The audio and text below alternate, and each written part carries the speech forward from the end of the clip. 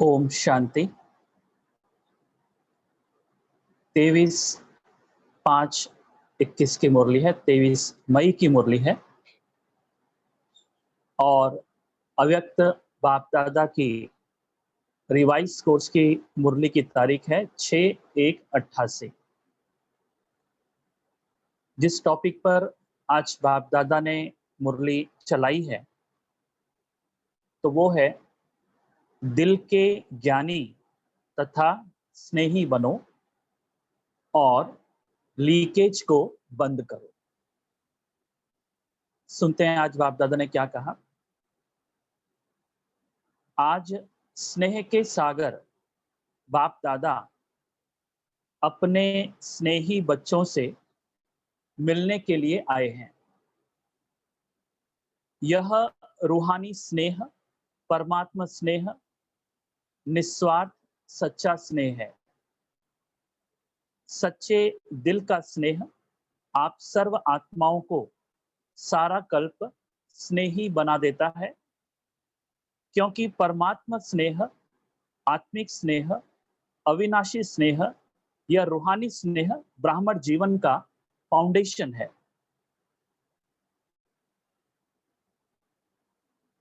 तो चूंकि स्नेह की बात हो रही है तो बाप दादा ये कह रहे हैं कि स्वयं बाप दादा तो स्नेह के सागर हैं। तो निश्चित है कि बाबा अपने ऐसे बच्चों से मिलने आए हैं जिनके अंदर में स्नेह भरा हुआ है। और जो बाबा ने अगली बात कही कि यह रूहानी स्नेह, परमात्मा स्नेह, निस्वार्थ सच्चा स्नेह है। कौन सा स्नेह स्वार्थी होता है और कौन सा स्नेह निस्वार्थी होता है?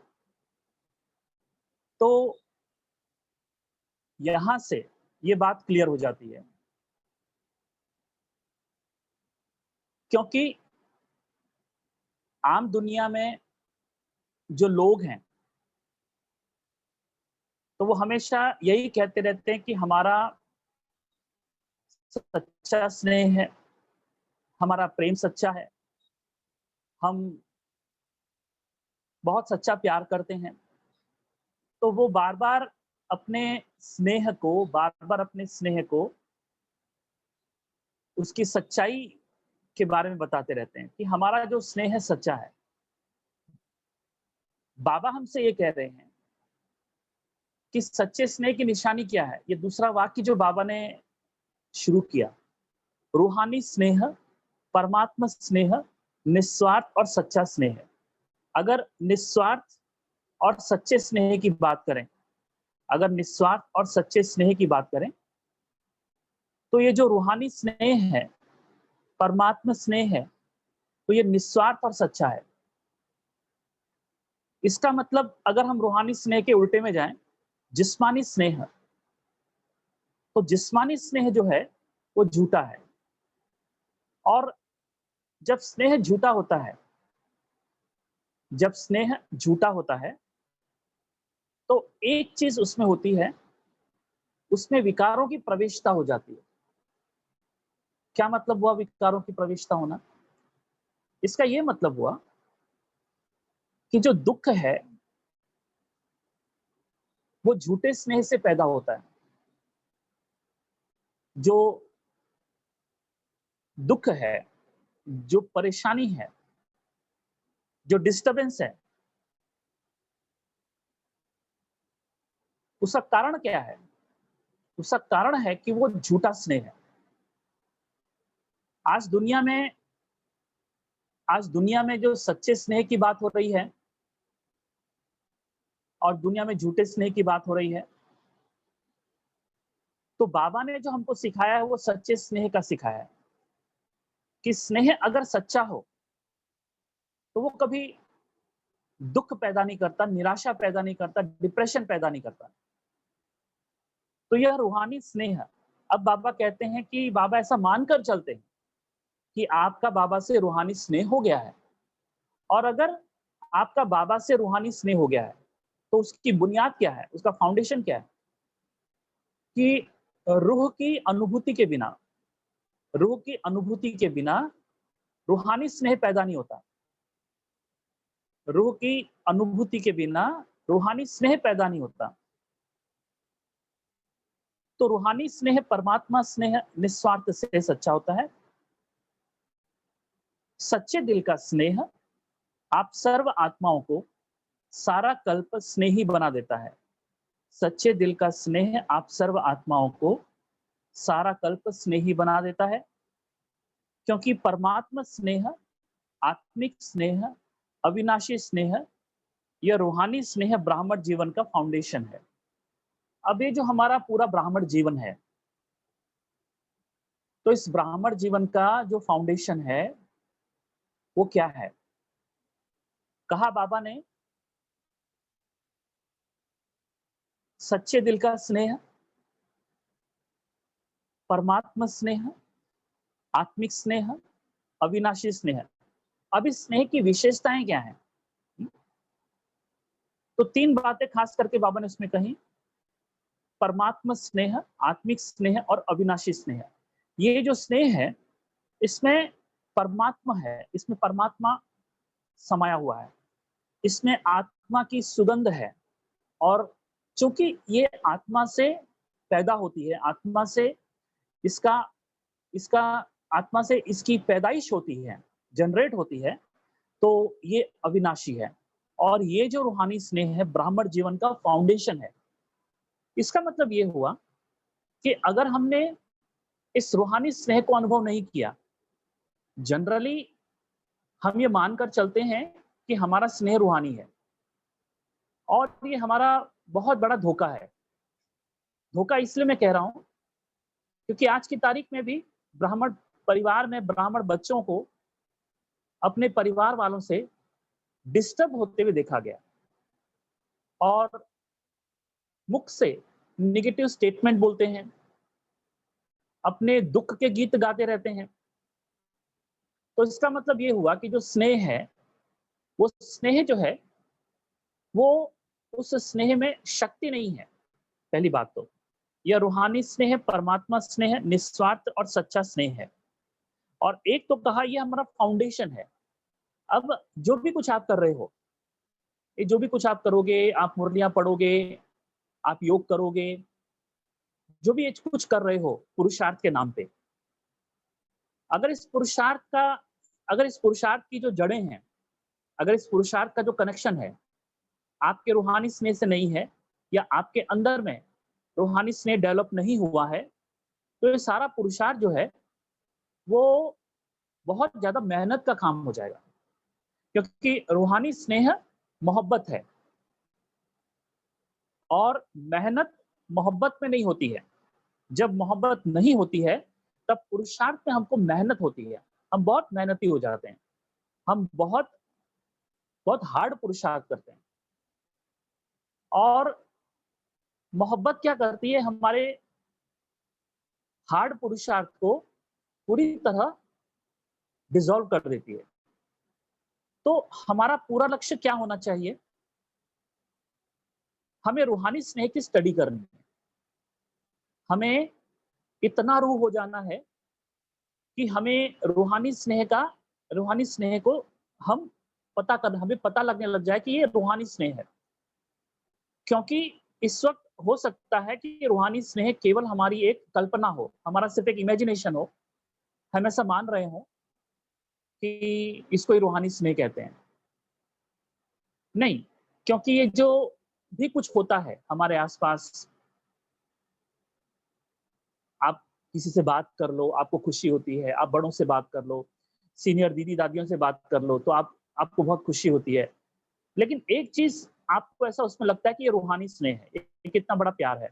नहीं, उस समय आप एक बहुत बड़ी हो सकता है कि भूल-भुलैया में फँसे हुए हो, क्योंकि ना हमें उन बड़ों की आत्मा की महसूसता होती है, ना स्वयं में आत्मा की महसूसता होती है। तो आप रूहानी स्नेह तो है ही नहीं। आप जिस स्नेह में आप जिस स्नेह को स्नेह समझ रहे हो, वो हमारा जिस्मानी स्नेह है।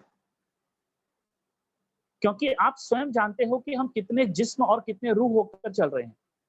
हमारे अंदर में कितनी जिस्मानियत है और हमारे अंदर में कितनी रूहानियत है।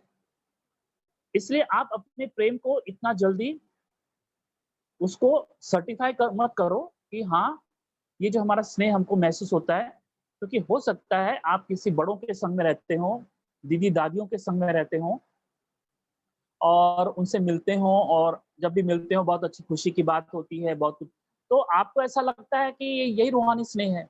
नहीं, आप एक बहुत बड़ी भूल-भुलैया में फँसे हुए हो।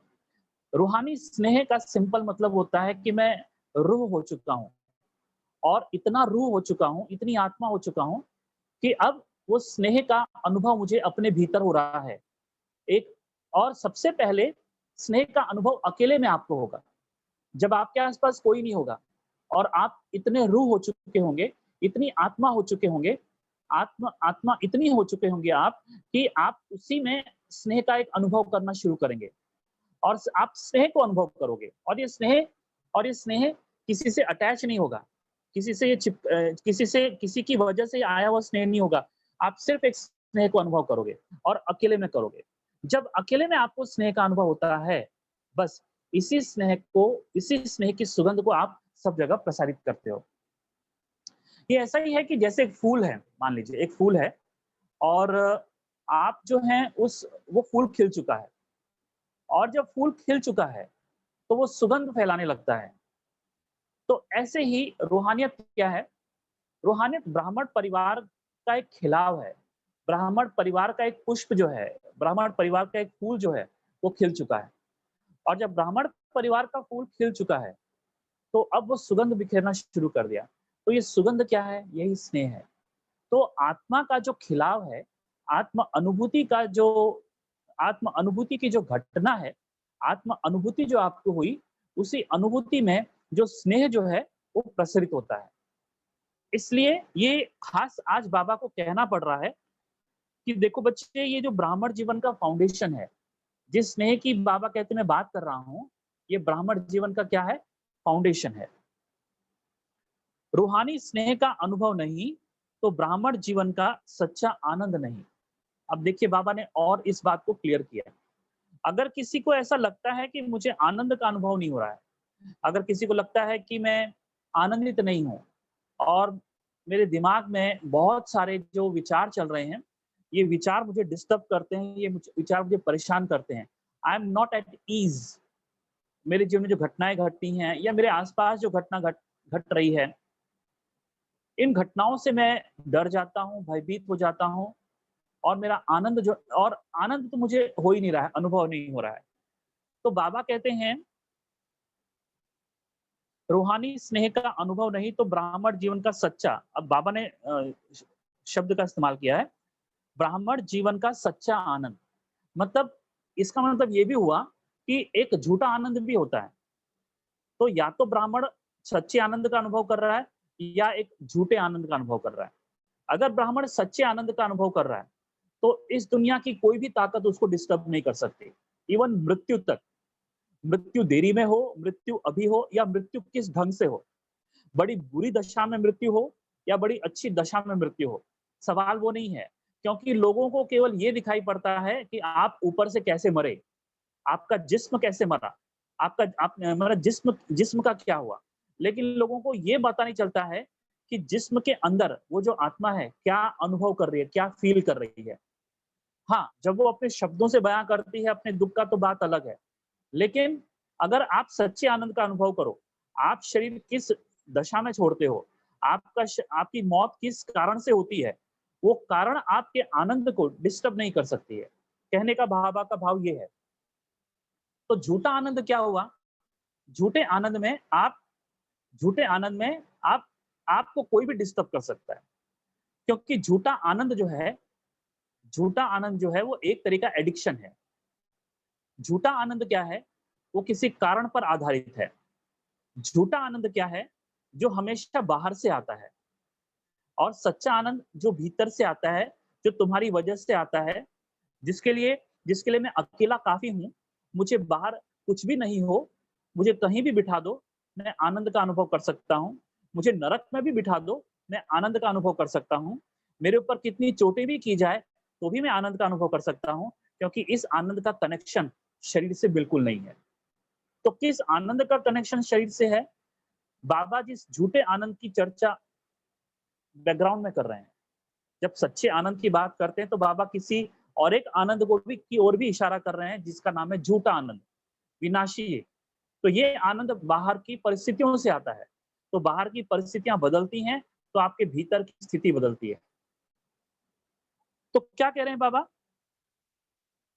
अगर इस रूहानी स्नेह का अनुभव नहीं है, अगर हमने रूह को अहमियत नहीं दी है, अपने पुरुषार्थ का उसको मुद्दा नहीं बनाया है, अपने पुरुषार्थ का केंद्र जो है, रूह को नहीं हमने बनाया है, तो डेफ़िनेटली डेफ़िनेटली आपका जो ब्राह्मण जीवन है, उसमें सच्चे आनंद का आपको अनुभव नहीं होगा। हाँ, आप पूरी ज़िंदगी, पूरा संगम युग एक बीके बनकर जियोगे, एक ब्राह्मण बनकर जियोगे, लेकिन उसका एक बहुत बड़ा ड्रॉबैक क्या है कि आपका ये पूरा संगम युग वेस्ट चला जाएगा। इसलिए क्योंकि सच्चे आनंद की आपको अनुभूति नहीं हुई है। तो हम में से कई बीके हैं जिनको आज तारीख तक ऐसे सच्चे आनंद का अनुभव नहीं हुआ है, जिसे पूरी दुनिया मिलकर भी जिसे पूरी दुनिया मिलकर भी डिस्टर्ब नहीं कर सकती या उसको छीन नहीं सकती। ऐसे आनंद की चर्चा इस मुरली में बाबा कर रहे हैं। इसलिए इस मुरली में जब आप आनंद की बात सुनते हो, स्नेह की बात सुनते हो, तो ये साधारण स्नेह और साधारण आनंद की बात नहीं की गई है। भई आप दादी से मिल गए, दादी को देखा, बहुत खुश हुए, दादी ने मेरे को टोली दी, दादी ने मेरे को टोली खिलाई, दादी ने मेरे को गिफ्ट दिया, आप बहुत खुश हुए। इसमें अगर आप खुश होते हैं, ये सच्ची खुशी नहीं है। क्योंकि क्योंकि दादी ने आपको दिया, दीदी ने आपको दिया और किसी ने आपसे वो छीन लिया, तो आप बहुत जल्दी दुखी हो जाएँगे। क्योंकि आपकी सारी खुशी, आपका सारा आनंद और आपका सारा स्नेह बाहर से आ रहा है। भले वो किसी भी स्रोत से आ रहा हो, बाहर से आ रहा है। लेकिन वो स्रोत गलत है। उस स्रोत में भले कोई भी वरिष्ठ क्यों ना हो, लेकिन उस वरिष्ठ के संग में जो आपको खुशी मिलती है, वो खुशी कनिष्ठ है। इसलिए क्योंकि वो खुशी कोई भी छीन सकता है। कोई भी, आपके घर वाले छीन सकते हैं। आप यहाँ से गए, आपने दीदी से बहुत अच्छी तरह बातचीत किया, दीदी ने बहुत आपको टोली खिलाई और आपसे बातें की, आप बहुत खुश हो गए, आप बहुत आनंदित हो गए, घर लौटे। लेकिन घर जाकर किसी ने ऐसा कुछ बोल दिया कि आपकी नींद उड़ गई। इसका मतलब हुआ कि जो आप समझते हो कि मुझे दीदी से मिलने से, दादी से मिलने से खुशी हुई है, वो खुशी जो है वो उसी मोमेंट तक थी। उस खुशी का कनेक्शन आपके स्रोत, आत्मा से नहीं था। बस यही जो खुशियाँ हैं, हमारी ज़िंदगी का नरक है। आप कहोगे, आप ऐसा कैसे कह रहे हैं? यही खुशियाँ हमारे ज़िंदगी को नरक बनाती है। क्योंकि इन खुशियों के पीछे पूरी ज़िंदगी जो हम भागते हैं, हमारी ज़िंदगी का नरक वही है। नरक और कुछ नहीं है। इन तमाम खुशियाँ जो बाहर से आती हैं, उनके उनके पीछे भाग-भाग कर जो मिलती भी हैं, फिर निकल भी जाती हैं और फिर हमको उनको प्राप्ति नहीं मिलती तो हम दुखी होते हैं। इसीलिए कह रहा हूँ, नरक का फाउंडेशन क्या है? नरक का फाउंडेशन है अपनी खुशियों का कारण किसी और को बनाना। और स्वर्ग का फाउंडेशन क्या है? स्वर्ग का फाउंडेशन है कि अपनी खुशियों को खुद से जोड़ना। और खुद मतलब क्या? आत्मा। तो हम क्या चेक करें? तो अब हम ये चेक करें पुरुषार्थ के बल पे, अकेले अकेले का आनंद, अकेले हो जाने का आनंद। कैसे होंगे अकेले आप? आप दुनिया से आइसोलेट होके खुश नहीं हो सकते, वरना तो जितने लोग भी क्वारंटाइन में बैठे हैं, वो सब आप खुश हो जाएँगे। जितने लोगों को भी डॉक्टर ने बोला भैया तुम्हें कोरोना हो गया है, आप आइसोलेट हो, वो तो बहुत अंदर में खुशी महसूस करेंगे। लेकिन आप स्वयं महसूस कर रहे हो कि दुनिया में घर में बैठे-बैठे लोग पागल हो रहे हैं, साइको हो रहे हैं, साइकिक केसेस सामने आ रहे हैं। कारण वो आइसोलेशन में खुशी का अनुभव नहीं कर रहे हैं। क्योंकि जब वो बाहर थे, आइसोलेशन से बाहर थे, जब वो दुनिया में घूम रहे थे, उनकी सारी खुशियाँ वही थी। होटल में जाएँ, डांस करें, लोगों से मिलें और लोगों के पास जाएँ, उनके घर पे जाएँ, आप हमारे घर पे आना, हमने बर्थडे सेलिब्रेट किया वगैरह-वगैरह, ये सब वो करते थे।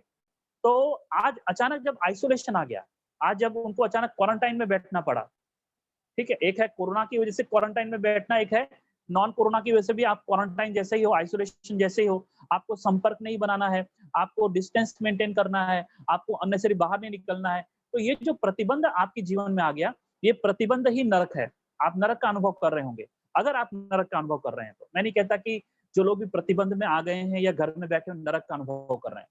लेकिन अगर आपने पहले से ही इस आइसोलेशन का अनुभव किया होता, अ, देखो दुनिया से आइसोलेशन की बात नहीं हो रही है। ये आइसोलेशन के अपने शरीर से हमको आइसोलेट होना है, ठीक है? और शरीर से आइसोलेट होकर हमें हमें आत्म स्थिति में क्वारंटाइन होना है। क्वारंटाइन भाई अलग रख दिया। ये शब्द हम कहाँ सुनते थे? पहले-पहले ये शब्द हम सुनते थे अपने कंप्यूटर में। भाई जब भी हम कुछ करते थे तो भाई क्वारंटाइन्ड ऐसा आता था। भाई इसको अलग रख दिया गया है। ये डाउटफुल है कि I think there is a virus inside this software और इनसाइड दिस प्रोग्राम। ये तो क्वारंटाइन वहाँ सुनते थे। आज जब हम ये शब्द सुनने लगे क्वारंटाइन, तो अब हमको समझ में आता है कि मनुष्य भी अभी क्वारंटाइन में चला गया है, क्योंकि ऐसी दुनिया की परिस्थितियाँ हैं। लेकिन हम बीके के लिए आइसोलेशन एंड क्वारंटाइन का मतलब क्या है? हम ब्राह्मण परिवार के लिए आइसोलेशन का मतलब है शरीर से आइसोलेट हो जाना, और क्वारंटाइन का मतलब है शरीर से आइसोलेट होकर के आत्मा में स्थित हो जाना। ये हमारे लिए बहुत बड़ा क्वारंटाइन है। तो इसका इसका हमको फायदा क्या होगा? इस क्वारंटाइन जैसे उस क्वारंटाइन का फायदा होगा कि आप कोरोना से कम कांटेक्ट में आएँगे, ठीक है? उस विषाणु से। इस क्वारंटाइन का फायदा क्या होगा? आप धीरे-धीरे आनंद का अनुभव करना शुरू करेंगे। रूहानी स्नेह, सच्चा आनंद, आपका जो फाउंडेशन है ना, जिसको आप कहते हैं ब्राह्मण जीवन का फाउंडेशन है, वो फाउंडेशन मजबूत होता जाएगा। इसलिए ये जो शरीर का आइसोलेशन है, इस इस अपॉर्च्युनिटी का फायदा उठाओ। ये एक अपॉर्च्युनिटी है, ये एक मौका है, ये मजबूरी नहीं है, ये एक बहुत सुंदर मौका है कि हम आइसोलेशन में हैं, कम से कम बाहर जाते हैं। अब ये जो खाली टाइम हमको मिल रहा है, इसमें शरीर से आइसोलेट होकर, आत्म स्थिति में स्थित होकर क्वारंटाइन होने का आप अनुभव कीजिए, क्योंकि ये हमारे जीवन का फाउंडेशन है। ब्राह्मण जीवन का फाउंडेशन है। हमारे जीवन का नहीं, हमारे ब्राह्मण जीवन का फाउंडेशन है। और बाबा स्पष्ट शब्दों में कह रहे हैं कि अगर अगर आपके जीवन में रूहानी स्नेह नहीं है, तो सच्चे आनंद का आपको अनुभव नहीं होगा। आप भले कितने भी ऊपर से अपने आप को बीके कहला लो, कितने भी अच्छे व्हाइट ड्रेस डाल लो, कितनी बार-बार मुरली सुन लो, लेकिन आपका ये जो मेन मूल पुरुषार्थ है, अपने आप को रूहानी स्थिति में स्थित कराना, ये बहुत ज़रूरी है। वरना आगे की परिस्थितियाँ हैं, वो आपके लिए दुखवादी होंगी, सुखवादी नहीं। क्योंकि क्वारंटाइन शरीर से आइसोलेट होकर आत्मा में आत्म स्थिति में क्वारंटाइन हो जाना, इस अभ्यास का आपके पास इसकी बहुत कमी है। तो अकेले होने का आनंद, अकेले में आनंद, ये जो अकेले होने का जो आनंद है, इसको किसी भी कीमत पर आप गेन कीजिए, आप इसको एक्वायर कीजिए।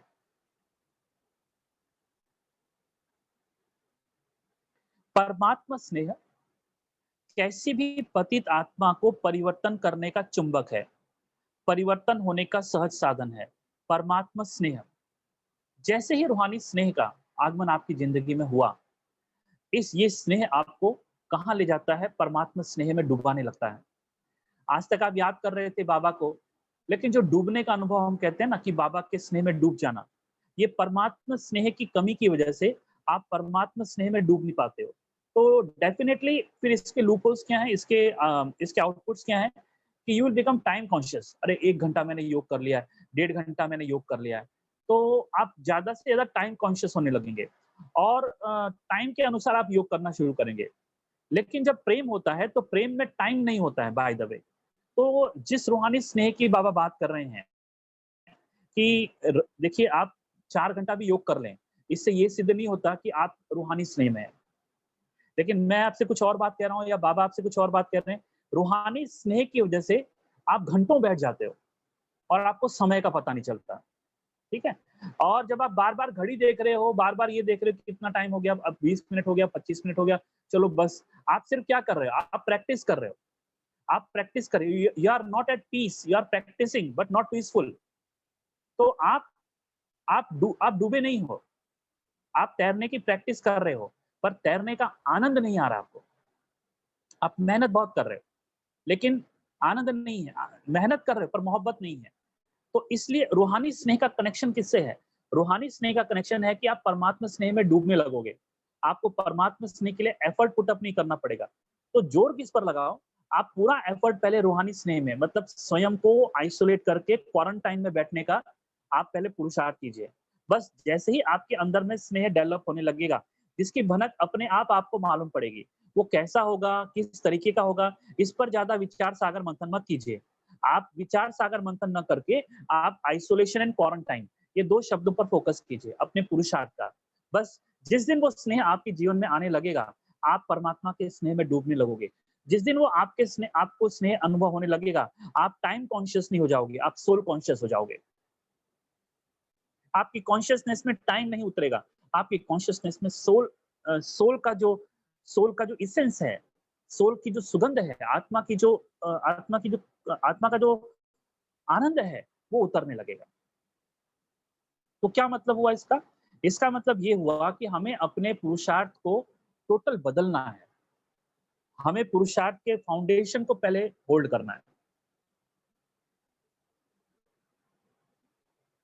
तो क्या कहा? परमात्मा स्नेह कैसे भी, और अगर ऐसा परमात्मा स्नेह आ गया, आप रूहानी स्नेह की वजह से आप परमात्मा स्नेह को अप्रोच करते हो, तो परमात्मा स्नेह में मेहनत नहीं होती, आप सीधे परमात्मा स्नेह में डूब जाते हो।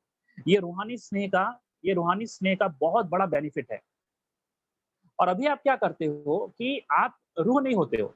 आप परमात्मा को याद कर रहे होते हो और अपने याद का चार्ट भर रहे होते हो और कह रहे होते हो कि देखो मेरा 4 घंटे का योग हुआ, 3 घंटे का योग हुआ, और वो बहुत मेहनत थी, बहुत मेहनत कर रहे हो। और मेहनत का रिजल्ट क्या है ना? You get exhausted. मोहब्बत का रिजल्ट क्या है? मोहब्बत का रिजल्ट क्या है कि आप लवफुल होते जाते हो। मेहनत का रिजल्ट है यू गेट एग्जॉस्टेड। सॉरी, मेहनत का जो रिजल्ट है वो है एग्जॉस्टेड, और मोहब्बत का है एक्साइटेड। Excited in love. वो जो वो जो वो जो पहली बार आपको एक ऐसा स्नेह डिस्कवर हुआ विच इज वेरी पीसफुल, और जो बहुत आपको अंदर तक ले गया, बहुत गहरा ले गया। आपके मन का सारा द्वेष, क्लेश, दुख, सब कुछ समाप्त हो गया। Now nobody is enemy for you. ये एक लव का एक नया, ये जो प्रेम आपने प्राप्त किया, ये बहुत एक्साइटेड है, एक्साइटमेंट है इसमें, बहुत उमंग है, बहुत उत्साह है इसमें। तो ऐसे स्नेह की तरफ हमारा टारगेट होना चाहिए। स्नेह अधिकारी बनाने का, रूहानी नशे का अनुभव कराने का आधार है। अब इसी स्नेह की महिमा करते हुए बाबा कह रहे हैं, ये जो स्नेह है, अधिकारी बनाने का, रूहानी नशे का अनुभव कराने का आधार है, फाउंडेशन है रूहानी स्नेह का, रूहानी नशे का। स्नेह है तो रमणीक ब्राह्मण जीवन है। अब रमणीक ब्राह्मण जीवन का मतलब क्या? मतलब everything is positive for you, nothing is negative in your life. रमणीक का मतलब ये नहीं कि आप कोई जोक सुनाने लग गए, आप बहुत जोक सुनाते हो, या बहुत ज्यादा हंसी मजाक। देखिए, उसको रमणीकता नहीं कहते।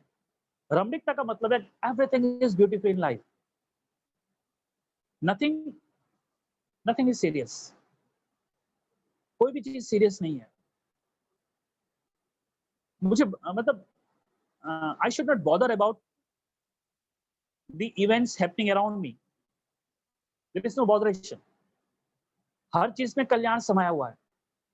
जो भी हो रहा है उसमें कल्याण ये जो मनोदशा है ना, ये स्टेट ऑफ माइंड है। दिस इज रमणीकता। तो रमणीकता का कनेक्शन किससे है? हैप्पीनेस से, द इनर हैप्पीनेस। तो रमणीकता का कनेक्शन किससे हुआ? रूहानी नशे से। रमणीकता का कनेक्शन किससे हुआ? रूहानी नशे से। आप जितने जितने रूहानी नशे से भरते जाओगे, तो आप बाहर की घटनाओं से, जो आपके शरीर के साथ हो रहा है या आपके परिवार वालों के साथ हो रहा है या इस पूरे जगत में जो हो रहा है, तो उससे आप डिस्टर्ब नहीं होंगे। आपके अंदर में हलचल नहीं मचेगी। इसको रमणीकता कहते हैं। सो वो व्यक्ति हमेशा, उसके मुख से ऐसे शब्द निकलेंगे जो जो तनाव भरे नहीं होंगे। कम से कम वो ये दिखेगा कि ये बंदा तनाव में नहीं है, क्योंकि इसके लिए कोई भी बात सीरियस नहीं है। सीरियस इन सेंस कि जो बात मुझे डिस्टर्ब कर देती है, जो बात मुझे परेशान कर देती है, तो इसका मतलब आई एम सीरियस। जो बात की वजह से मुझे चिंता होने लगेगी, जिस बात की वजह से मुझे टेंशन होने लगेगा, तो for that seriousness word is used. तो सीरियसनेस शब्द किसके लिए यूज किया जा रहा है?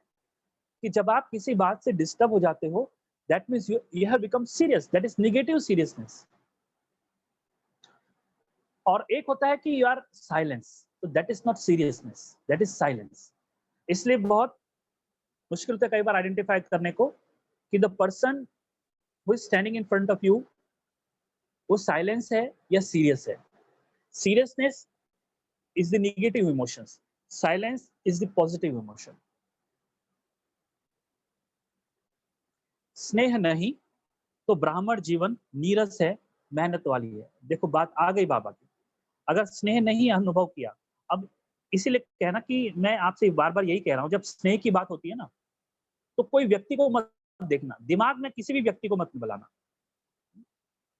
और जब स्नेह की बात होती है तो सबसे पहले आप अपने आप को दिमाग में लाओ, मैं कौन हूं, इस अनुभूति को। तो स्नेह का कनेक्शन किससे हुआ? स्नेह का कनेक्शन आत्मिक अनुभूति से हुआ, जिसको बाबा ने आज कहा रूहानी, रूहानी खुशी, रूहानी नशा, रूहानियत, इसका कनेक्शन स्नेह से है। अगर ये स्नेह नहीं आया तो जीवन नीरस है, मेहनत वाली है। आप आप ये महसूस करोगे कि मैं सिर्फ ब्राह्मण परिवार की बात नहीं कर रहा हूँ। आप अपने लौकिक जीवन में भी आपको ऐसा लगेगा कि बहुत मेहनत करनी पड़ रही है। और दूसरी बात, अगर स्नेह आपको अनुभव हो रहा है तो वो मेहनत को आप एंजॉय करोगे। अब मेहनत इज कन्वर्टेड इनटू मोहब्बत। अब मोहब्बत में आप मेहनत कर रहे हो, तो ये कहना ठीक नहीं होगा मोहब्बत में मेहनत कर रहे हो। आप ये कहो कि मोहब्बत उस हर कर्म में, वो भले कर्म कितने भी मात्रा में क्यों ना हो, आप मोहब्बत में उस कर्म को नहीं कहूंगा, आप मोहब्बत में जब कर्म करते हो तो वो कर्म आपके लिए कहीं भी दुविधा नहीं बनती है। तो सारा कुछ किस पर डिपेंड है?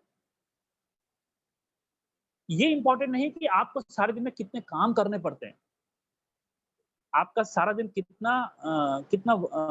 आपके सारे दिन में आप पर कितना वर्कलोड है, ये महत्वपूर्ण नहीं है।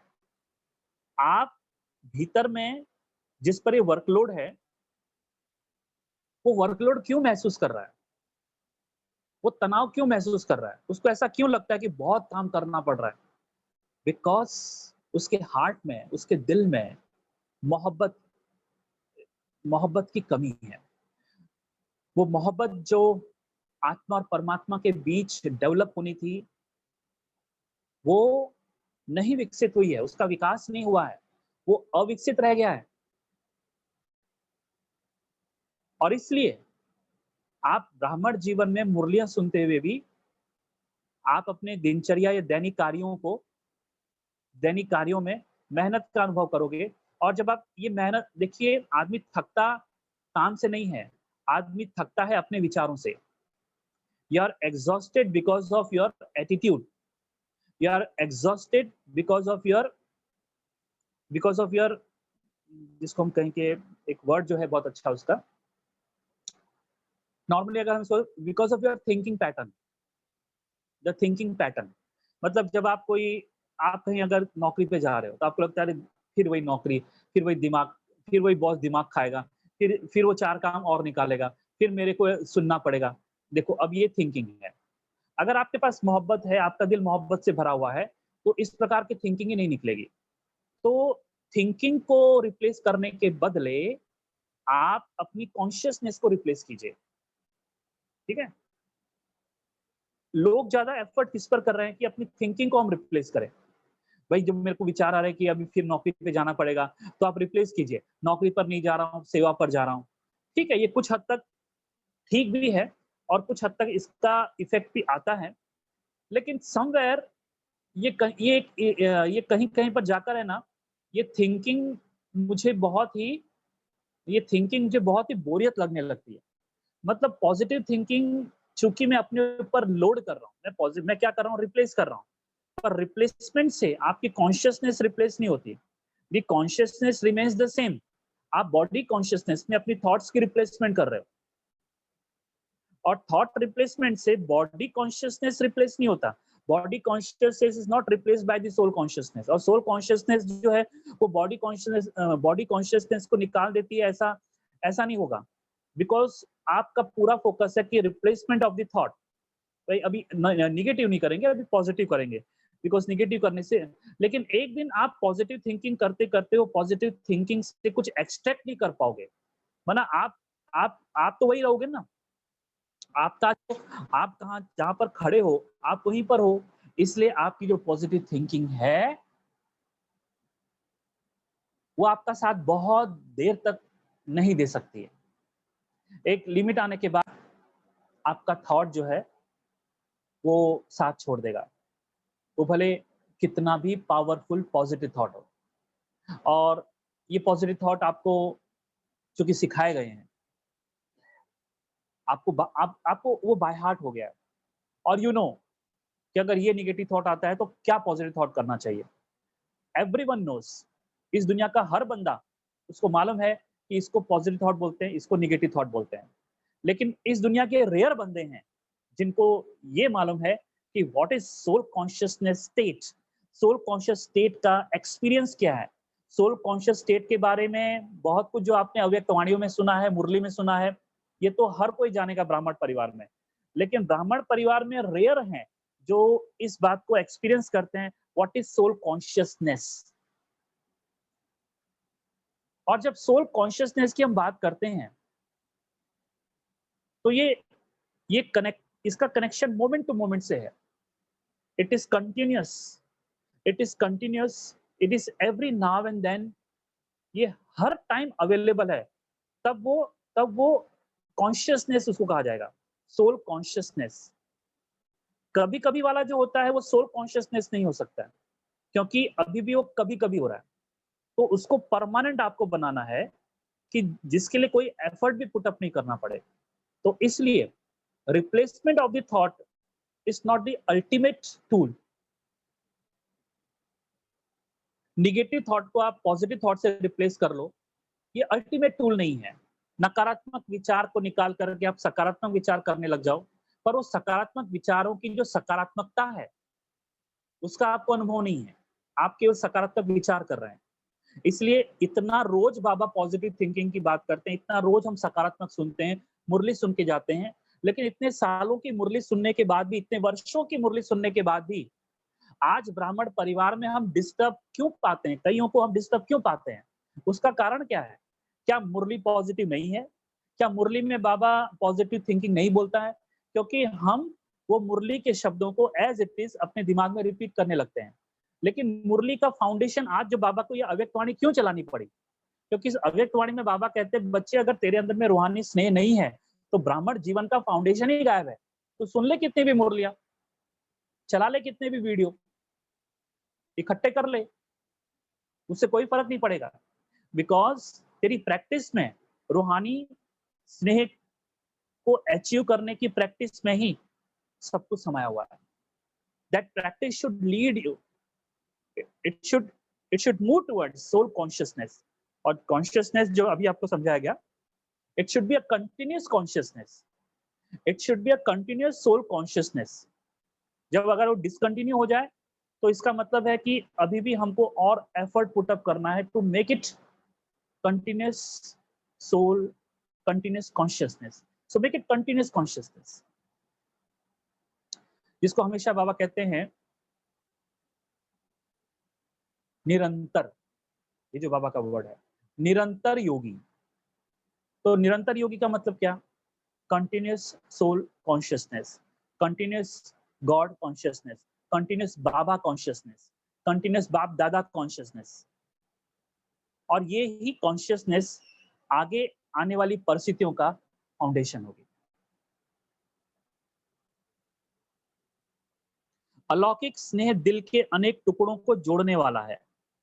अब बाबा ने एक नया वर्ड यूज किया, इसी रूहानी स्नेह को बाबा ने अलग शब्द क्या यूज किया? अलौकिक स्नेह। क्योंकि ये लौकिक जगत से नहीं आता ना, ये लौकिक दुनिया के लिए भी नहीं है ना, ये लौकिक लोगों की वजह से नहीं पैदा हो रहा है। ये एक अलौकिक, ये एक अलौकिक जो आत्मा जिसको अलौकिक कहते हैं, ये अलौकिक आत्मा की वजह से, की अनुभूति से पैदा हो रहा है। तो ये क्या करता है? ये अलौकिक स्नेह दिल के अनेक टुकड़ों को जोड़ने वाला है। एक बाप से स्नेह किया तो सर्व के सहयोगी स्वतः बन जाते, क्योंकि बाप बीज है। एक बाप से स्नेह किया तो सर्व के सहयोगी स्वतः बन जाते, क्योंकि बाप बीज है। रूहानी स्नेह है। फिर जब आप परमात्मा को सिर्फ देखते भी हो ना, इतना काफी है, तुम उसकी स्नेह में डूब जाते हो। This is the power of soul consciousness. I am talking about the power of soul consciousness. इसमें इतनी पावर है सोल कॉन्शियसनेस से कि आप वो जो ओशन ऑफ पावर है, उसको सिर्फ आप देखते हो और उसमें डूब जाते हो, उसमें मर्ज हो जाते हो। That merging happens. जो सोल कॉन्शियसनेस है वो गॉड कॉन्शियसनेस में मर्ज हो जाती है। आत्मा परमात्मा में लीन हो गई, इसका मतलब क्या? लोगों ने सोचा कि आत्मा एक टुकड़ा है, परमात्मा एक टुकड़ा है, या परमात्मा सागर है, वो भी एक है, तो ये जो टुकड़ा निकल के उसमें समा जाता है। नो, आज की मुरली से हमको क्या समझ में आ रहा है? The soul consciousness gets merged into God consciousness. आत्म अभिमान, परमात्मा अभिमान एक दूसरे में मिक्स हो जाते हैं, या हम उसमें मिक्स हो जाते हैं। ये जो मर्जिंग है हमारी, अब ये मर्जिंग में जब हम कोई भी काम करते हैं, कोई भी हम कर्म करते हैं, तो उस कर्म में दुख की लहर भी नहीं होती है। पूरी दुनिया मुझे कोशिश कर रही है कि मिल करके मुझे दुखी करे, लेकिन मैं दुखी नहीं हो पाऊंगा। और आज आप अपनी खुद की तारीफ में नाचिए, आज हमको छोटी छोटी घटनाएं दुखी कर दे रही हैं। तो मंजिल मंजिल की दूरी नाप लीजिए। आज आप मंजिल से कितनी दूर हो, जिसकी बात आज बाबा कर रहे हैं। और आज मेरी खुद की स्थिति कैसी है, तो क्या वो डिस्टेंस आपको नजर आ रहा है कि कितनी दूरी है? इस दूरी को जल्दी जल्दी पुरुषार्थ की ताकत से इस दूरी को पूरा कीजिए, क्योंकि ये कहने की जरूरत नहीं है आपको कि जो बाबा ने कभी विनाश की बात की थी, खूने नाहक खेल की बात की थी, हम वही अभी देखने शुरू कर रहे हैं, वही अब चल रहा है। एक बाप से स्नेह किया तो सर्व के सहयोगी स्वतः बन जाते, क्योंकि बाप बीज है। तो बीज को पानी देने से हर पत्ते को पानी स्वतः मिल जाता है, पत्ते पत्ते को पानी देने की आवश्यकता नहीं होती। ऐसे रूहानी बाप से स्नेह जोड़ना अर्थात सर्व के स्नेही बनना, इसलिए दिल के टुकड़े टुकड़े नहीं होते। अब इसको सेंटेंस को प्रॉपर रूप से आप देखना, क्या कहा बाबा ने? ऐसे रूहानी बाप से स्नेह जोड़ना अर्थात सर्व के स्नेही बनना। इसको अगर हम उल्टा लेवें, सर्व के स्नेही बनना माना एक रूहानी बाप से स्नेह जोड़ना, ऐसा ये सेंटेंस नहीं है। हमें ऐसा पुरुषार्थ नहीं करना, हमें सीधा पुरुषार्थ क्या है? एक बाप से स्नेह जोड़ने का पुरुषार्थ करना है। अगर आप एक बाप से स्नेह जोड़ते हो तो आपको किसी से घृणा नहीं होगी। और अगर आज तक घृणा हो रही थी तो ये बहुत बड़ी मूर्खता, बेसमझी आप अपने आप में पाओगे कि सामने वाला बुरा नहीं है, सामने वाले से सामने वाले में ऐसा कुछ भी नहीं है, लेकिन मेरे अपने खुद के स्वार्थ की वजह से मैं उससे घृणा करने लग गया, मैंने उसे दुश्मन मान लिया। ये रियलाइजेशन कभी होता है? जब आप इमर्ज होता है। तो आपको अगर ये जानना है कि मेरी मूर्खताएं कौन कौन सी हैं एट दिस राइट मोमेंट, आज जो मैं दिन बिता रहा हूं, जी रहा हूं, इसमें मैं कौन कौन सी मूर्खताएं कर रहा हूं, किन किन मामलों में मेरी मूर्खता जो है वो मुझे दिखाई पड़ रही है, ये देखने के लिए आपको रूहानी स्नेह की अनुभूति की आंख चाहिए। वरना आप अपने आप को बहुत समझदार समझोगे, जबकि होंगे आप महामूर्ख। तो कभी कभी महामूर्ख भी अपने आप को बहुत समझदार समझने लगता है और उसका बिहेवियर भी वैसा होता है। लेकिन जो रूहानी स्नेह वाला है वो उस वृक्ष की तरह होता है कि अपने फलों से ही लग जाता है और दूसरे उसका फल तोड़ के खाते हैं। जैसे अभी आम की सीजन चल रही है, हम उस वृक्ष को क्या रिटर्न देते हैं? खाद पानी देते हैं। लेकिन वो वृक्ष बदले में कितने सारे आम दे देता है। रोज उसको हम एंजॉय करते हैं, मीठा आम होता है। तो जो ज्ञानी है या जो स्नेही है, और उस पर भी मैं ज्यादा कहूंगा जिसके पास अनुभूतियों की खान है, जिसके पास अनुभूतियां हैं, उससे लोगों को प्राप्ति होती है। उससे ब्राह्मण परिवार के हर बच्चे को कुछ मिलता है। दूसरे शब्दों में, उसकी उपस्थिति, उसके दो बोल, उस वो जो भी कुछ एक्टिविटी करता है, उस एक्टिविटी से लौकिक और अलौकिक जगत में लोगों को मिलता है, प्राप्ति होती है। क्योंकि इसका सबसे बड़ा गुण क्या है? नम्रता। और नम्रता का कनेक्शन अगर सोल कॉन्शियसनेस से हो, तभी वो नम्रता की वजह से, या उस नम्रता आपके अंदर में आपकी प्राप्तियों को एक फ्लो देती है। आपकी नम्रता की वजह से, जिसका कनेक्शन सोल से है, आपके अंदर में जो भी आपने अचीव किया है, उसको एक फ्लो देती है, और वो फ्लो लोगों की तरफ जाता है।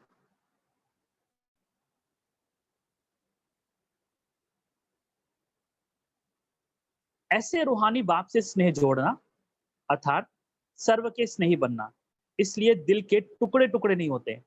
स्नेह हर कार्य को सहज बना देता है, अर्थात मेहनत से छुड़ा देता है। जहां स्नेह होता है, वहां याद स्वतः आती जाती है। स्नेही को भुलाना मुश्किल होता है। देखो स्नेह के कितने फायदे बाबा बता रहा है कि अगर ये सिर्फ, और ये स्नेह अगेन रूहानी स्नेह है, बार बार बार बार ये आप डाइवर्ट मत हो जाओ। दुनिया में जो स्नेह प्रचलित है वो स्नेह नहीं है, वो नरक का फाउंडेशन है। वो तो नरक में जाने वाला स्नेह है, वो नरक में धकेलने वाला स्नेह है। उसको तो स्नेह में गिनो ही नहीं। जो भी आपका आपके परिवार वालों से होता है, उसमें तो जिस्मानियत की बदबू है। तो बाबा भी स्नेह की बात करता है, तो उसको बार बार ध्यान में रखो। जहां स्नेह होता है, तो मतलब ये मत समझना कि मेरे परिवार में मेरा सबसे प्रेम है, उसको ही बाबा स्नेह कह रहा होगा, बिल्कुल नहीं। क्योंकि ये प्रेम, इसमें झगड़ा है, प्रेम इसमें दुख है, तू मैं है, दोषारोपण है, बदले की भावना है, चिढ़ है, रूठना है, ये सब चीजें उसमें है, विकार है। एक तरह आप कहते हो कि हम, डेफिनेटली किसी का भी अपने परिवार से जो प्रेम होता है, उस प्रेम में कितने झगड़े हैं, कितनी कितनी बड़बड़ाहट है, कितना तू मैं है, और कैसी कैसी उल्टी हरकतें हैं, बदले की भावनाएं हैं, तो उसको आप स्नेह नहीं कह सकते हो। स्नेह नहीं कह सकते हो।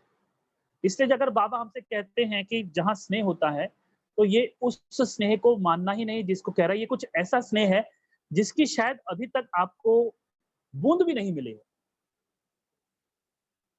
और आप उसी टाइप का स्नेह शायद ब्राह्मण परिवार में भी कैरी फॉरवर्ड करते हो, और उसी प्रकार का स्नेह आप ब्राह्मण परिवार में एक्सपेक्ट करते हो, दीदी से या भाई जी से या दादियों से। इनसे शायद आप उसी प्रकार का स्नेह एक्सपेक्ट करते हो जो आपको घर में मिलता है। लेकिन वैसा स्नेह दिया नहीं जा सकता है, क्योंकि जिस व्यक्ति से या जिन बड़ों से या मधुबन के उन वरिष्ठ भ्राताओं से, दादियों से आप एक्सपेक्ट करते हो, ऐसा स्नेह आपको नहीं मिल सकता, क्योंकि उनका स्नेह जो है रूहानियत से भरा हुआ है, और आपकी अपेक्षा जिस्मानियत वाली है। आपकी आपकी जिस्मानियत वाली स्नेह की अपेक्षा है, उनकी रूहानियत वाली है। इसलिए इसीलिए आप कभी-कभी आप बड़ों से भी रूठ जाते हो, दीदी-दादियों से रूठ जाओगे, भाई जी से रूठ जाओगे। क्यों? क्योंकि आप जिस जिस्मानियत स्नेह की अपेक्षा रखते हैं, कि मतलब क्या हुआ इसका, कि जैसे दुनिया में परिवार में एक-दूसरे के साथ स्नेह होता है, उसी टाइप का स्नेह आप शायद एक्सपेक्ट करते होंगे। लेकिन लेकिन वो एक्सपेक्टेशन से बड़े खरे नहीं उतरेंगे। इसलिए क्योंकि उनका जो कनेक्शन है, उनका कनेक्शन उस अकेलेपन से है, उस अकेले में उन्होंने उस स्नेह को अचीव किया है, उस अकेले में उन्होंने उस स्नेह को प्राप्त किया कि अब उस स्नेह में वो स्टक अप हो चुके हैं।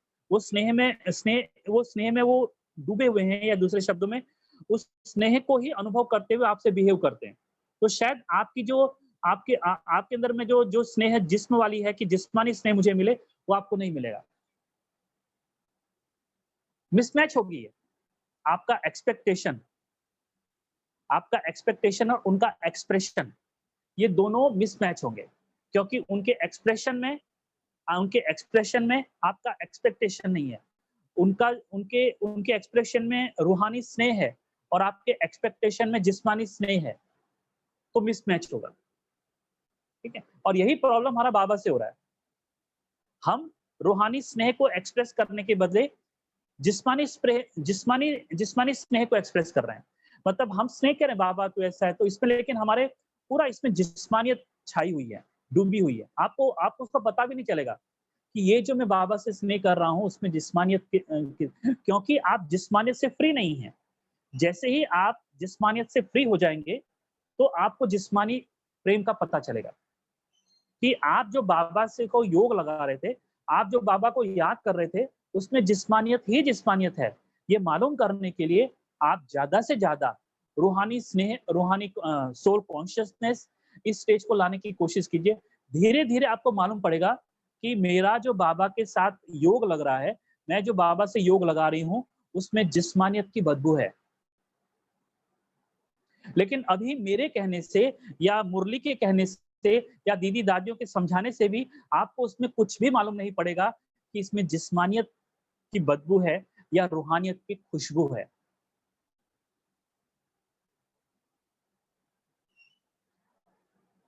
रूहानियत की खुशबू को रूहानियत की खुशबू पर आप, जैसे मैंने कहा, विचार सागर मंथन का। दूसरा, किसी से पूछना नहीं कि वो कैसी होती है, आप बताइए, आप ही बता दीजिए। नहीं, आपको इसे खुद ही जानना है, और जब पाओगे तो जान ही लोगे।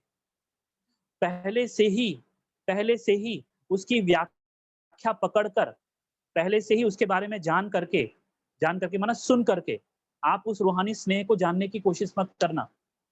रूहानी स्नेह को जानने के लिए कुछ विधियां हैं जो बार-बार आपको कराया जाता है। उन्हीं विधियों को आप प्रगाढ़ कीजिए, मजबूत कीजिए। जिस दिन आपको रूहानी स्नेह का पता चलेगा, उस दिन पता चलेगा और चलेगा, और आपको चलेगा, और आप कहोगे यस, मैंने जान लिया। ये जो यस आती है ना, ये यस कहाँ से आती है कि आपको वो डिफरेंस मालूम पड़ता है। क्योंकि जब तक आपको वो रूहानी स्नेह नहीं मिलेगा, तो जिस्मानी स्नेह का आपको जरा भी सेंस नहीं होगा। मतलब आँख खुली, अंधेरे का पता चल गया। आँख खुलने के जैसा है। और कोई आपको कितना भी अच्छे से अच्छा आपको समझा दे, उससे भी आप उससे भी आप इस रूहानी स्नेह को नहीं पकड़ पाओगे। तो रूहानी स्नेह के बारे में सुनने के बदले रूहानी स्नेह को जानना चालू करो। सुनो नहीं उसके बारे में बहुत सारा उसके बारे में मत सुनो। आप उसको जानना शुरू करो, और जानने के लिए मौन में, अकेले में, आइसोलेशन एंड क्वारंटाइन हो करके उसको जाना जा सकता है, उसके अलावा कोई उपाय नहीं। वरना बाबा से योग लगाने के बाद भी यहाँ योग लगाते हैं और घर में रोते हैं। अभी-अभी योग किया, क्लास में रोने लगे। योग कर रहे हैं, योगी हैं, अच्छी सेवा करते हैं, मधुबन में जब मधुबन में गए, फिर दीदी के सामने अपना रोना, और कौन-सा रोना? या तो ब्राह्मण परिवार में किसी से बनती नहीं है, या परिवार में, लौकिक परिवार में किसी से बनती नहीं है, या बहू ने कुछ बोल दिया, उसका पूरा रोना-धोना दीदी के सामने करते हैं। अरे तुम योग लगा रहे थे कि तुम रो रहे थे? तो योग तो सवाल ही नहीं था, योग ज़िंदगी में आया ही नहीं। तो वही मैं आपसे कह रहा हूँ कि जिस्मानी स्नेह को जानने के लिए भी रूहानी स्नेह का अनुभव ज़रूरी है। और जिस दिन आप रूहानी स्नेह का अनुभव करोगे, आप अपने आप में ही जाओगे कि इसको रूहानी स्नेह कहते हैं, इसको जिस्मानी स्नेह कहते हैं। जो किसी भी लेक्चर में आपको नहीं मिलेगा। जो उसी दिन ही आपको ये भी मालूम पड़ेगा कि इतनी सारी बात मैंने रूहानी स्नेह के बारे में सुनी, लेकिन रूहानी स्नेह को आज मैंने जाना। तो पहले मैंने उसके बारे में सुना था, आज मैंने उसके बारे में जाना। अगर ज्ञान है और स्नेह नहीं, तो वह भी रूखा है। देखो, बाबा ने कहा रूहानी स्नेह का ज्ञान है, रूहानी चाहे ज्ञान अर्थात समझ कितनी भी बुद्धि में हो, रूहानी स्नेह का ज्ञान है, मतलब ज्ञान यहाँ पर बाबा ने समझ किसके लिए दिया कि हमने रूहानी स्नेह को लेक्चर में सुना, हमने रूहानी स्नेह के बारे में बहुत सारे अल्फाज सुने। तो रूहानी ज्ञान ये कितना भी सुना हो, कितनी भी बुद्धि में हो, लेकिन यथार्थ ज्ञान अर्थात स्नेह संपन्न ज्ञान हो। अगर ज्ञान और स्नेह नहीं तो वह रूखा ज्ञान है। स्नेह सर्व संबंधों का दिल से अनुभव कराता है। सिर्फ ज्ञानी जो हैं वह दिमाग से याद करते हैं और स्नेही दिल से याद करते हैं। अब देखो योग का फर्क बाबा ने बताया। जो ज्ञानी है जिसने स्नेह के बारे में सुना है और सुनने से आगे वो ज्यादा बढ़ नहीं पाया है, तो वो क्या करता है, दिमाग से याद करता है। और दिमाग से याद करने वाला बहुत थक जाएगा, उसको मिलता कुछ नहीं है, वो खाली खाना पूर्ति करता है कि आज मैंने चलो 1 घंटा बाबा को याद किया, एज पर द रिकॉर्ड 1 घंटा मेरे को याद करने का था। और स्नेही दिल से याद करते हैं। अगर आपने रूहानी रूह हो गए तो आपका योग दिल वाला योग होगा। अगर आपने आप रूह नहीं हुए तो आपका योग दिमाग वाला योग होगा। जो भी आपको बताया था जिस्मानी और रूहानी, तो अब उसको दूसरा एक वर्ड हम ले लेते हैं, दिल और दिमाग। तो जो बॉडी कॉन्शियसनेस में है वो दिमाग से याद करेंगे और उनको पता भी नहीं चलेगा कि मैं दिमाग से याद कर रहा हूँ, और उनको लगेगा यही। फिर उनकी कंप्लेंट्स क्या होती है, योग नहीं लग रहा है, योग बार बार टूट जा रहा है। योग करने बैठते हैं लेकिन लेकिन लेकिन ये सारे प्रॉब्लम शुरू हो जाते हैं उनके, सारे प्रश्न। और जब आप दिल से याद करते हो, there is no question, there is no question. Question तभी अराइज होता है, डाउट तभी होता है जब रूहानी स्नेह की जड़ें जो हैं वो जमी नहीं है। रूहानी स्नेह को जब आप टच नहीं कर पाते तो दिमाग वाला याद चालू हो जाता है, दिल वाला नहीं। वह मेहनत का फल मोहब्बत का फल खाते हैं। जहां स्नेह नहीं है तो ज्ञान की बातों में भी क्यों, क्या, कैसे आई लगती रहेगी अपने आप से। व्यर्थ संकल्प ज्यादा चलेंगे। जहां क्यों क्यों होगी वहां क्यों की क्यों होगी। और जहां स्नेह है वहां युद्ध नहीं लेकिन लवलीन है, समाया हुआ है। जिससे दिल का स्नेह होता है तो स्नेह की बातों में क्यों क्या नहीं उठता। जिंदगी में क्यों क्या समाप्त होते जाएगा। अब उसका कोई अर्थ नहीं रहे, उसका कोई मीनिंग नहीं रह जाएगा, उसकी कोई अहमियत, उसका कोई इंपॉर्टेंस आपकी लाइफ में नहीं होगा। मतलब आपकी अपनी खुद की लाइफ में भी, आपकी अपनी खुद की लाइफ में डर, भय, चिंता, वो कैसे विचारों में कन्वर्ट होती है। क्यों हुआ, क्या हुआ, ऐसा नहीं होना चाहिए था, अभी क्या होगा, अभी तो ये भी नहीं तो ऐसा हो जाएगा। ये सब जो विचार चलते हैं, ये मेहनत वाले के विचार हैं। जो बात बाबा ने कहा दिमाग से जो याद करते हैं या दिमाग से दिल तक नहीं उतरे हैं, तो उनके लिए ये प्रश्न तनाव का कारण बनते हैं।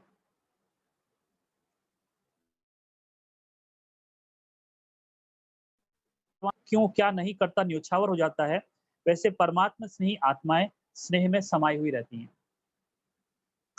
कई बच्चे बाप से रूहानियत करते या कंप्लेंट करते हैं कि ज्ञान तो बुद्धि में है, ब्राह्मण भी बन गए, आत्मा को भी जान गए, बाप को भी पूरे परिचय से जान गए, संबंधों का भी पता है, चक्र का भी ज्ञान है, रचयिता और रचना का भी सारा ज्ञान है, फिर भी याद सहज क्यों नहीं होती है। ये सवाल बाबा से भी पूछते हैं कि हमको सब कुछ पता है, ब्राह्मण परिवार के रूल्स कायदे कानून मुरलियां अव्यक्त वाणियां, लेकिन फिर भी याद सहज अनुभव नहीं होती है। ये बाबा से प्रश्न पूछते हैं। आनंद का व शक्ति का शांति का सदा अनुभव नहीं होता है, मोमेंटरली कभी कभी हो जाता है। मेहनत से क्यों याद आती है, मेहनत से क्यों याद आती, निरंतर क्यों नहीं याद रहती है। हमको मेहनत क्यों करनी पड़ती है, सहज निरंतर मुझे मेहनत नहीं करने पड़े तो ऐसा याद क्यों नहीं आती है, बार बार क्यों भूलती है, क्यों। इसका कारण क्योंकि ज्ञान दिमाग तक है, ज्ञान के साथ साथ दिल का स्नेह कम है। अब बाबा ने एक वाक्य में उत्तर दिया, क्योंकि मेहनत, क्योंकि क्या बाबा ने कहा, क्योंकि ज्ञान दिमाग तक है, ज्ञान के साथ साथ दिल का स्नेह कम है। दिमागी स्नेह है, मैं बच्चा हूँ, वह बाप है, दाता है, विधाता है, दिमागी ज्ञान है। देखिए, अगर आप का लक्ष्य ही नहीं है रूहानी स्नेह का, तो आप जो कर्म कर रहे हो,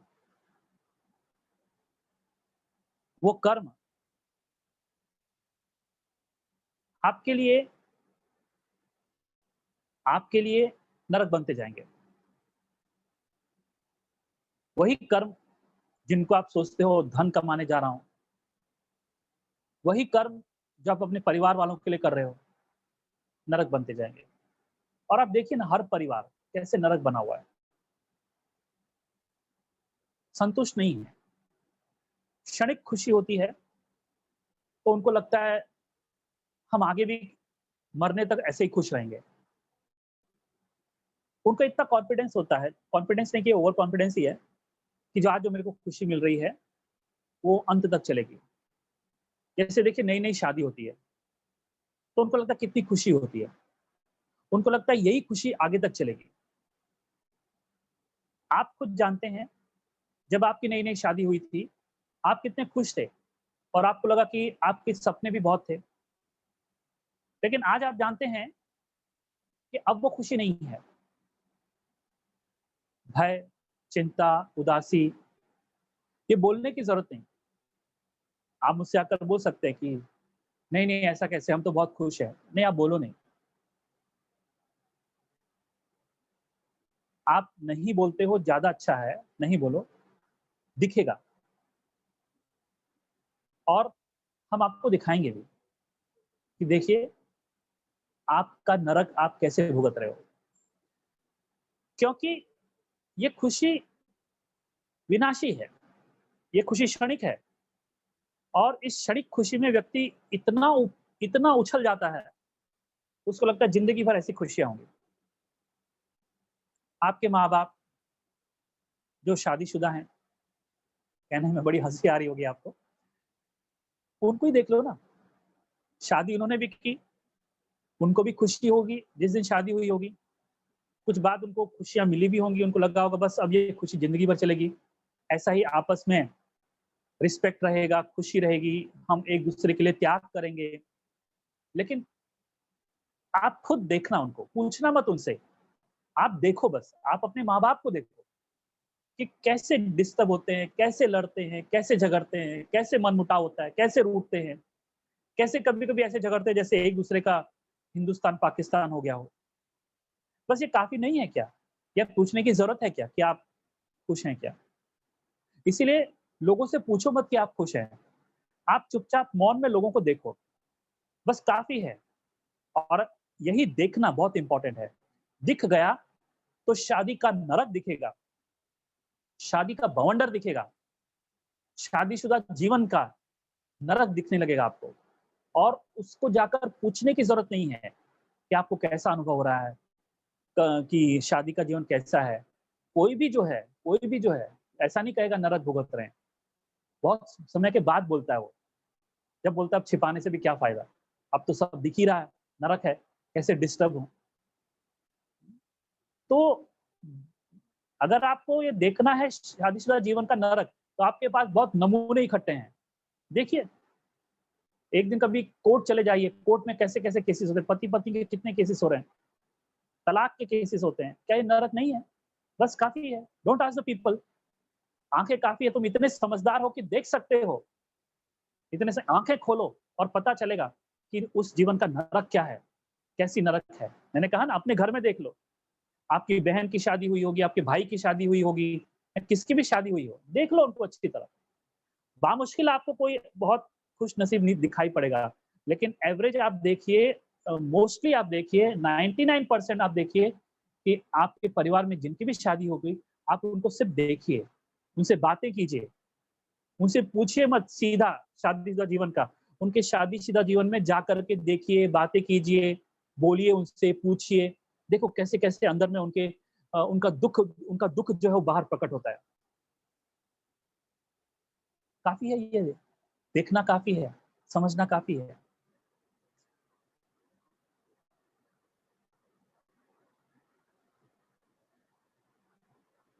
दिमागी स्नेह है।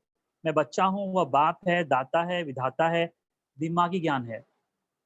लेकिन यही ज्ञान जब दिल में समा जाता है, तो स्नेह की निशानी दिखाते हैं दिल। तो ज्ञान और स्नेह कंबाइंड हो जाता है। ज्ञान बीज है, लेकिन पानी स्नेह है। तो अब इस मुरली को सुनने के बाद ऐसा हमको लगता है, अब ये दिल का स्नेह क्या होता होगा? और आपसे बार-बार यही कहा जा रहा है, जिस दिन होगा, उसी दिन जानोगे। देखिए, जीवन में लोग भी कहते हैं, जब तक प्यार नहीं हुआ है, तब तक कहते पागल है, उसके पीछे पड़ा हुआ है। खाली पागल का कुछ काम धंधा नहीं है। लेकिन किसी दिन उसको भी हो जाता है, तब उसको मालूम पड़ता है कि उसको उससे क्या हुआ, वही मेरे को उससे हुआ है। तब उसको लगता है कि प्यार क्या होता है, भले वो जिस्मानी प्यार हो, एक दूसरे को देखने से कुछ अट्रैक्शन हो, तब उसको मालूम पड़ता है कि उसको देखने से जो होता है, मेरे को भी उसको देखने से वही हो रहा है। तो उस दिन आपने जाना, जबकि उसके पहले बहुत कुछ हो रहा था। वो कह रहा था आपसे, अरे बहुत अजीब कशिश होती है, आकर्षण होता है, उसको लगता है बार-बार उसके साथ बात करूँ, उसको फ़ोन करूँ, उसको देखूँ, भई उठते-बैठते, चलते-फिरते उससे ही बात करूँ। तो आपको लगता है क्या पागल है, दिमाग खराब हो गया इसका। लेकिन एक दिन आपके जीवन में भी वो घटना घटती है, तो आपको लगता है कि हाँ, मैं भी उसके जैसे ही पागल हो गया हूँ। मेरे को भी वही लगता है रात-दिन उससे बैठूँ, बोलूँ, उससे ही बात करूँ, एसएमएस भेजूँ, वगैरह-वगैरह जो भी कुछ है। बस इस उदाहरण को मैं क्यों दे रहा हूँ आपको, जिस दिन आपका रूहानी स्नेह खिलेगा, जिस दिन आपको बाबा से ऐसा स्नेह हो जाएगा, तब उसी दिन आपको मालूम पड़ेगा कि हाँ, ये हुआ रूहानी स्नेह। क्योंकि आज तारीख तक केवल आप सुन रहे हो, दादियों को जैसे हो जाता है। दादियाँ समाई हुई हैं, दादियाँ बाबा की याद में जैसे डूबी हुई हैं, तो आपको लगता है क्या होता होगा ये डूबा हुआ? अरे दादी भूलती नहीं होंगी क्या? अच्छा दादी जब खाना खाती होंगी तो भी तो भूल जाती होंगी। लेकिन नहीं दादी बाबा की याद में वो समाई हुई हैं। उनको ऐसा नहीं कि उनको खास याद करना पड़ रहा है। लेकिन अब दादियों की वो स्टेज आ गई थी या स्टेज आ गई है, जिन्होंने भी शरीर छोड़ा, जो भी हैं मौजूद, कि वे बाबा की याद में समा कर ही सब कुछ कर रहे हैं। लेकिन आपको बात समझ में नहीं आएगी, क्योंकि आपके पास वो आँख ही नहीं है। तो कैसे समझोगे? आप दादियों का भी स्नेह कैसे समझोगे जब आप खुद उस स्नेह में डूबोगे? इसलिए कहीं कोई लक्षण जो हैं, हम बहुत इन लक्षणों को पकड़ करके नहीं चल सकते, क्योंकि जिस दिन जानोगे, उस दिन जब होगा, उसी दिन जानोगे। अब वो मुझे हो जाए, उसके लिए कुछ एफर्ट्स, उसके लिए कुछ प्रैक्टिस, उसके लिए कुछ कोशिशें की जाती हैं, उसी का नाम है योग अभ्यास, योग का अभ्यास। तो कशिश को पैदा करने के लिए कोशिश करनी पड़ेगी। तो ज्ञान और स्नेह कंबाइंड हो जाता है। ज्ञान बीज है लेकिन पानी स्नेह है। अगर बीज को पानी नहीं मिलेगा तो फल नहीं देगा। ऐसे ऐसे है, लेकिन दिल का स्नेह नहीं तो प्राप्ति का फल भी नहीं मिलता, इसलिए मेहनत लगती है। स्नेह अर्थात सर्व प्राप्ति के सर्व अनुभव के सागर में समाया हुआ। जैसे जैसे लौकिक दुनिया में भी देखो, स्नेह की छोटी-छोटी गिफ्ट सौगात कितनी प्राप्ति का अनुभव कराती है। और वैसे स्वार्थ के संबंध से लेन-देन करो, तो करोड़ भी दे दो, लेकिन करोड़ मिलते भी फिर भी संतुष्टता नहीं होगी। कोई ना कोई कमी फिर भी निकालते रहेंगे, यह होना चाहिए, यह करना चाहिए।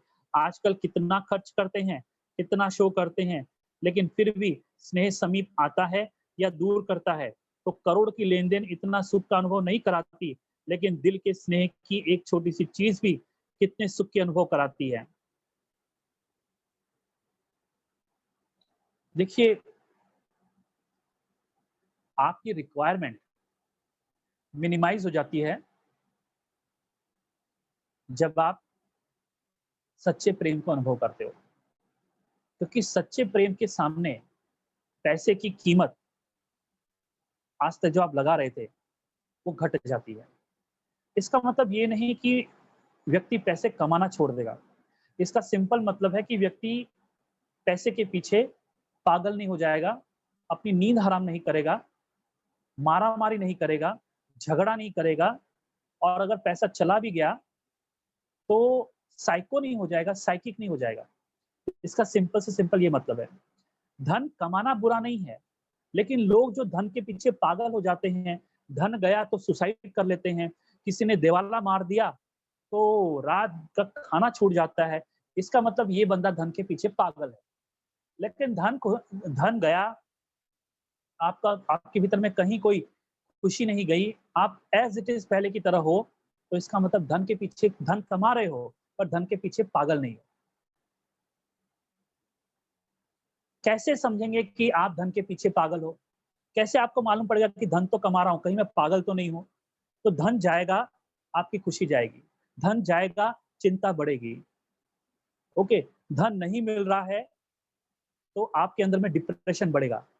धन किसी ने छीन लिया, किसी चोर ने चोरी कर लिया, आप पागलों की तरह पुलिस स्टेशन घूमते रहोगे, मेरा गुम हो गया, ये करो, ये करो। मतलब वो प्रक्रिया करने में भी आप अपने आप में डिस्टर्ब पाओगे। इसका मतलब समझना, धन कमा रहे हो, लेकिन पागलपन आ रहा है। धन और पागलपन ये दोनों मिक्स हो गए हैं।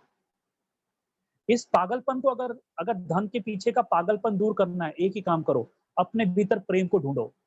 इस प्रेम में आप जो अनुभव करोगे, धन की कीमत इतनी घट जाएगी आपके लिए, अब वो धन आया और गया, इससे कोई फ़र्क नहीं पड़ता है। क्योंकि प्रेम का अनुभव, वो सबसे बड़ा महाधन, इसका आप अनुभव करोगे। आप ऐसा मानना मत कि प्रेम धन सबसे बड़ा है, क्योंकि ये मानना महान मूर्खता है। इससे इससे आपका धन के प्रति पागलपन नहीं घटेगा। जिस दिन आप प्रेम का अनुभव करोगे, बिना किसी प्रवचन के, बिना किसी सत्संग के, धन के प्रति आपकी वैल्यू घट जाएगी। ये वैल्यू कहाँ घटती है? ये वैल्यू इधर नहीं घटती है, ये वैल्यू इधर घटती है, दिल में घटती है। आपके एक्सपीरियंस ने धन की वैल्यू घटा दी। अब धन की कोई कीमत आपके लिए नहीं रही। धन कीमती नहीं रहा आपके लिए, क्योंकि प्रेम का जो अनुभव किया है ना, उस अनुभव ने बहुत गहरे हद तक अब धन का उपयोग कैसे करना है, धन को कैसे कमाना है, धन को कितना कमाना है और धन की सीमाएँ क्या हैं, वो सब धन के बारे में पूरा ज्ञान दे दिया। तो जिस किसी को भी धन के बारे में पूरा ज्ञान प्राप्त करना हो, वो पहले प्रेम को अनुभव करे। लेकिन हम दुनिया के लोग ऐसे नहीं हैं। हम बच्चों को पहले धन कमाना सिखा देते हैं, प्रेम ज़िंदगी भर नहीं होता और धन के पीछे ऐसा पागल हो जाता है, करोड़ भी आ जाता है, वो भी वो रोते रहता है। हमने खुद की अपनी ज़िंदगी में देखा है। अभी हमने खुद के ही एक ऑफ़िस में एक इवेंट हुआ। वो शेयर मार्केट में हमेशा मेरी उससे बात होती रहती थी। बहुत इन्वेस्टमेंट भी किया था उसने और कहा था रिटायरमेंट के लिए मैंने बेस्ट प्लानिंग किया हुआ है और अगर मैं रिटायर हो जाऊँगा तो ख़ास करके उसने अपना एक सीए था उसका और इन्वेस्टमेंट फर्म में उसने अपने पैसे दे के रखे थे और तलाक हो चुका था उसका, लेकिन धन काफ़ी था उसके पास। तो उसने इन्वेस्टमेंट कंपनी में भी लगा रखा था, सब कुछ कहा कि तो हमेशा मैं उनसे पूछता था कि आपका रिटायरमेंट के बाद आगे का प्लान क्या है? तो बस मैं समझता हूँ 2-3 महीने थे उसके रिटायरमेंट के लिए। तो कहा इतना-इतना ऐसा रखा है, तो कम से कम घर बैठे इन्वेस्टमेंट ऐसा किया है कि मुझे 60 से 70 हज़ार हर महीने मुझे वो उसका इसमें इंटरेस्ट आएगा। मैंने कहा बहुत अच्छी बात है, अच्छा सेटिंग किया है आपने और घर तो उसका था ही और घर में उसने एक नौकर भी रखा था जो उसके लिए कुक का काम करता था। तो बहुत अच्छी तरह खुश था। लेकिन रिटायरमेंट के पहले उसका एक ऑपरेशन हुआ। उसको कुछ हार्ट में दर्द हुआ, तो उसकी एंजियोग्राफी हुई, सब कुछ हुआ। दूसरे-तीसरे दिन उसने सडनली उसको कुछ ऐसी वॉमिटिंग हुई और वो एक्सपायर्ड हो गया। तो नेचुरली है रिटायरमेंट था तो नियर अबाउट 60 के आसपास था। मैं क्यों दे रहा हूँ आपको ये एग्ज़ाम्पल और बंदा कैसे था? पैसे के पीछे पागल था। जहाँ भी कोई मुफ्त की चाय मिले तो 2-2 3 दिन पी लेता था और अपने जेब से 5 पैसा खर्च नहीं करता था। पैसा, हाँ, और पैसा काफ़ी इकट्ठा किया था। शेयर मार्केट का इतना नॉलेज था उसको, वो हर समय मोबाइल में वही देखता था मार्केट कितना गया और रोज़ कहता था 2 लाख का लॉस हो गया। मतलब लॉस माना जो उसने लगा रखा है उसमें तो फिर कहता नहीं 4 लाख का फ़ायदा हो गया। तो ऐसी उसकी बातें चलती थी उसको। तो भाव मेरा ये है कि पैसे के पीछे पागल। अब इस बंदे को ये पैसा ही पैसा इसकी ज़िंदगी में रहा। एक नमूना मैं आपको बता रहा हूँ। अब क्या हुआ रिटायरमेंट के बाद जो स्टार्ट अब वो उसने नॉमिनेट किया था अपने भाई को। तो भाई आकर अभी वो, और भाई खुश था, सारा का सारा पैसा उसको मिल रहा है, करोड़ों की संपत्ति उसको मिल रही है, जो भी कुछ इन्वेस्टमेंट वगैरह सब कुछ किया था, नॉमिनी उसको ही किया था, क्योंकि तलाक हो चुका था तो सवाल ही नहीं था। अब ये बंदा पूरी जिंदगी भर पैसे के पीछे पागल था। मोमेंट टू मोमेंट मैंने उसको देखा था, मतलब बस पैसे की बात करना, पैसे की बात करना, पैसे की बात करना, पैसे की बात करना, मार्केट की बात करना, ये करना। और अंत समय जो उसने उसने रिटायरमेंट तक के बाद की प्लानिंग कर ली, उस पागलपन के पीछे एक उसने काम किया, वो कुछ भी खाता था, ना न्यूट्रिशियस फूड उसने लिया, ना हेल्थ के प्रति कॉन्शियस, और कामचोर एक नंबर का। मतलब काम आ गया तो मतलब उसका दिल नहीं, मेरे को नहीं आता, घबरा जाता था। तो कहने का भाव ये है कि काम भी नहीं, तो उसने हेल्थ को जीरो कर दिया था, मतलब हेल्थ गंवा दिया था। अब इस बंदे को ये सिखाया जाना चाहता है कि अगर उसको प्रेम सिखाया जाता तो धन के प्रति पागल नहीं होता, और धन के प्रति पागल नहीं होता तो पहले कहता कि मैं पहले प्रेम का अनुभव करने के बाद धन के प्रति पागल होकर अपने स्वास्थ्य को नहीं गंवाता। इसलिए आज हम अपने बच्चों को प्रेम सिखाएं, पहले प्रेम का अनुभव कराएं। वो कोई भी युक्ति से हो सकती है, और हम भी पहले प्रेम को अनुभव करें, वरना इस धन के पीछे अगर चला जाएगा तो पागल हो जाओगे। धन जाएगा और आप पागल हो जाओगे, डिस्टर्ब हो जाओगे, प्रॉपर्टी जाएगी, परेशान हो जाओगे, प्रॉपर्टी जाएगी, पीस चला जाएगा। इसलिए अपनी मानसिक, क्योंकि अभी तो ऐसे कुछ होने वाले भी हैं, और अब तो कोरोना में आप देख ही रहे हो ना, अच्छे अच्छे खासे लोग, करोड़पति बोलो, रोडपति बोलो, सब उसकी चपेट में आ रहे हैं। धन हो ना हो, जिस धन को सोचा था उसने कि अब फायदा होगा, मैं बहुत शांति महसूस करूंगा, आज वो नहीं है। तो आज की तारीख पे जो बाबा मुरली चला रहे हैं, आज हमसे उसी रूहानी स्नेह की बात कर रहे हैं। तो आपको ऐसा लगता होगा कि हमको तो कुछ नहीं होगा, नहीं। अगर आप इस प्रेम का अनुभव नहीं किए हो, इस रूहानी स्नेह का अनुभव नहीं किए हो, तो हम भी शायद किसी न किसी कारण से पागल हो रहे होंगे। हो सकता है धन की वजह से ना हो, परिवार की वजह से होंगे, परिवार की वजह से ना हो, घर में इतने लोग बैठे हुए हैं, इसकी ही हमें परेशानी हो जाए, हम उसके वही पागलपन हमारे अंदर में आ जाए। तो इसलिए बीके भी उस पागलपन से अछूता नहीं रहेगा, उसको भी पागलपन टच कर लेगा। अगर उसने आज की तारीख में इन चीजों को अगर मूल्य नहीं दिया, उसने उस प्रेम को नहीं ढूंढा, तो इसलिए इस बात को सुनिए, इस बात को समझिए, और उस पुरुषार्थ को अंजाम दीजिए जिससे हमें प्रेम की अनुभूति हो। अच्छा, ओम शांति। वरदान है आज का, संकल्प वृत्ति और स्मृति से, संकल्प वृत्ति और स्मृति से व्यर्थ को समाप्त करने वाले सच्चे ब्राह्मण संपूर्ण पवित्र भाव, सच्चे ब्राह्मण संपूर्ण पवित्र भाव। समझा रहे हैं बाबा इसको। अपने संकल्प वृत्ति और स्मृति को चेक करो। ऐसे नहीं कुछ गलत हो गया, पश्चाताप कर लिया, माफी मांग ली, छुट्टी हो गई। कितना भी कोई माफी ले, लेकिन जो पाप व व्यर्थ कर्म हुआ है उसका निशान नहीं मिटता, रजिस्टर साफ स्वच्छ नहीं होता। सिर्फ इस रीति रस्म को नहीं अपनाओ, लेकिन स्मृति रहे कि मैं संपूर्ण पवित्र ब्राह्मण हूं। अपवित्रता संकल्प वृत्ति व स्मृति को भी टच नहीं कर सकती, इसके लिए कदम कदम पर सावधान रहो।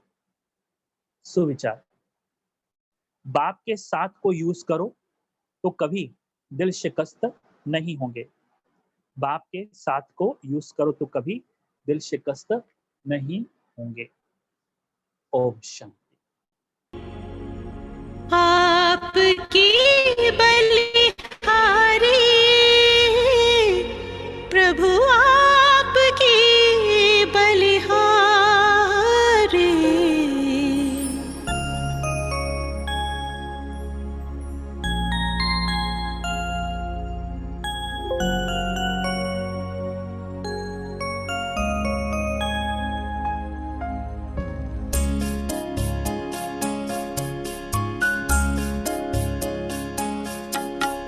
खुशियों से भर दी जिंदगी हमारी, खुशियों से भर दी जिंदगी हमारी।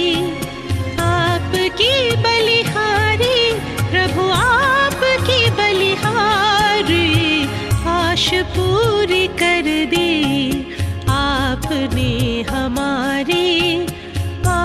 भरपूर